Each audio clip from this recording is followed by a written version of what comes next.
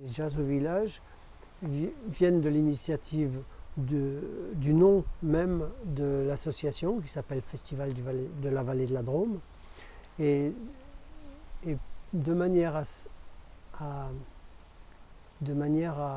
attirer un peu de monde au moment du festival de Cré Jazz Vocal, on a essayé d'inonder un peu la vallée de la Drôme pour que les gens de la région soient initiés, informés,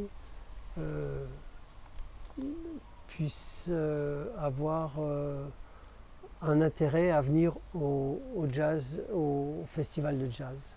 Depuis l'origine où des gens se sont mis dans la tête qu'il fallait du jazz dans la région, c'est-à-dire Denise de Ronzier, Alain Bellon, Jean Cazenave, et puis bien d'autres, je ne les connais pas tous, mais ce sont des gens qui voulaient que le jazz soit vraiment dans toute la vallée. Et quand on délocalise le festival, quand on parle du festival, depuis 10 ans maintenant, on parle du festival bien sûr, mais on parle aussi de tout ce qu'il y a autour. Il y a le club qui fonctionne toute l'année, il y a les Jazz au village qui fonctionnent en juin-juillet, et il y a le festival, alors avec le concours, avec les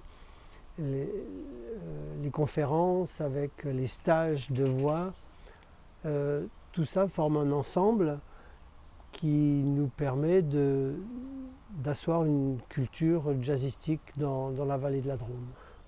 On privilégie pour les Jazz au village des concerts peu chers, des concerts de qualité. Et souvent des groupes locaux.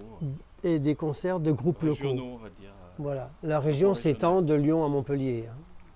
Par exemple, on a commencé les Jazz au village de cette année à Puy-Saint-Martin par le groupe Neima Quartet qui a gagné le concours il y a 2 ans. La programmation n'est pas forcément jazz dans le sens puriste du terme. Pour les Jazz au village, c'est très varié comme style de musique. Nous, on fait des demandes auprès des mairies et puis les mairies répondent favorablement ou pas favorablement.